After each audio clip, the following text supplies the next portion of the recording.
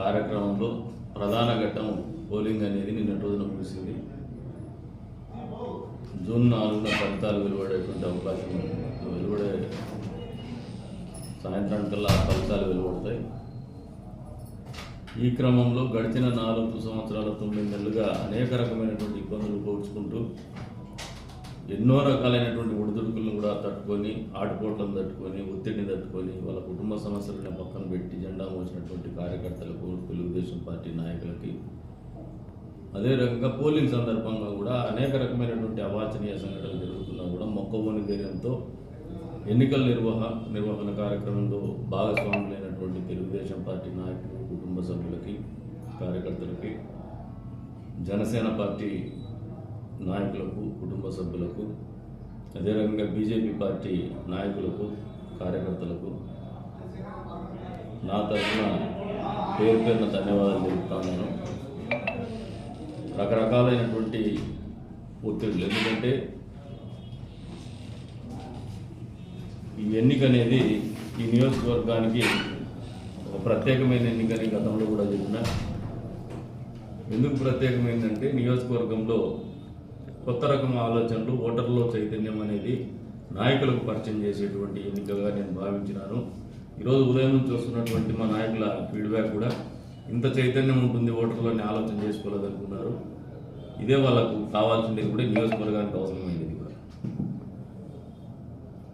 అంతే స్థాయిలో ఈ ఎన్నికలు నిర్వహించుకోవడంలో ప్రజాస్వామ్యంలో భాగస్వాములైనటువంటి ప్రతి ఒక్కరికి, అదే రంగ పాత్రికేయ మిత్రులకి, అధికారులకి, పోలీసు శాఖకి, పాత్రికేయ మిత్రులకి అందరికీ కూడా పేరు ధన్యవాదాలు తెలుపుతాను.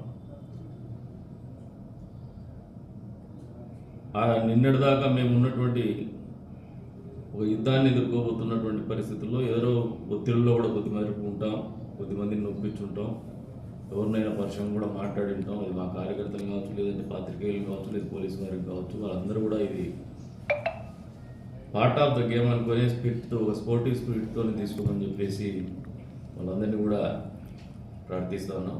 అన్యదా భావించొద్దు, మీకు ఏదైనా మనం నొప్పించుంటే కూడా క్షమించమని చెప్పేసి కోరుతాను. కొద్దిమంది అధికారులు డెమోక్రటిక్ స్పిరిట్ని పక్కన పెట్టి, పోలీస్ శాఖలు ప్రత్యేకించి, రెవెన్యూ శాఖలు ప్రత్యేకించి కొద్దిమంది, అది పాత్రికేయులు కూడా ఉండొచ్చులేండి, ఆ స్పిరిట్ని పక్కన పెట్టి సైడ్ చేసేటువంటి బ్యాలెన్స్ ఏదైతే చెక్స్ అండ్ బ్యాలెన్సెస్ మెయింటైన్ చేయాలో, వాళ్ళ విధి నిర్వహణ బాధ్యతగా చేయాలనో, సమతుల్యం పాటించాలనో, అది పాటించినటువంటి అధికారులకు కూడా ధన్యవాదాలు తెలుపుతాం. ఎందుకంటే మాకు కొత్త పాఠాలు నేర్పినారు. మీకు కూడా కొత్త పాఠాలు ఎవరెవరు నేర్పాలనే ఆలోచన కూడా మీరే మాకు తెలియజేసినారు. మేము కూడా నేర్చుకున్నాం, మేము కూడా కనుక్కున్నాం, తెలుసుకున్నాం ఎవరికి కొత్త పాఠాలు తెలిపాలని చెప్పేసి. కాబట్టి వాళ్ళకు కూడా ధన్యవాదాలు తెలుపుతాను. వచ్చే రోజుల్లో అధికారాన్ని చూసో, లేదు వాళ్ళు ఇచ్చినటువంటి 10 లక్షలు లంచాన్ని చూసో పనిచేసినటువంటి అధికారులకు కూడా వీళ్ళు షో దెమ్ దేర్ ప్లేస్. ఈరోజే చెప్తున్నాం, రాబోయేది మేమే. మీరు చేసిన తప్పిదాలు ఇంకొక అధికారి చేయకుండా కూడా మీకు భవిష్యత్తులో కార్యాచరణ ఉంటుందని చెప్పేసి కూడా తెలియజెప్తున్నాం. ఇప్పటిదాకా సమతుల్యం పాటిస్తూ ప్రజాస్వామ్య పరిరక్షణ కట్టుబడి పనిచేసినటువంటి ప్రతి వ్యక్తికి కూడా, అది పాత్రికేయులు కావచ్చు, పోలీస్ అధికారులు కావచ్చు, రెవెన్యూ సిబ్బంది కావచ్చు, ఉద్యోగస్తులు కావచ్చు, టీచర్లు కావచ్చు,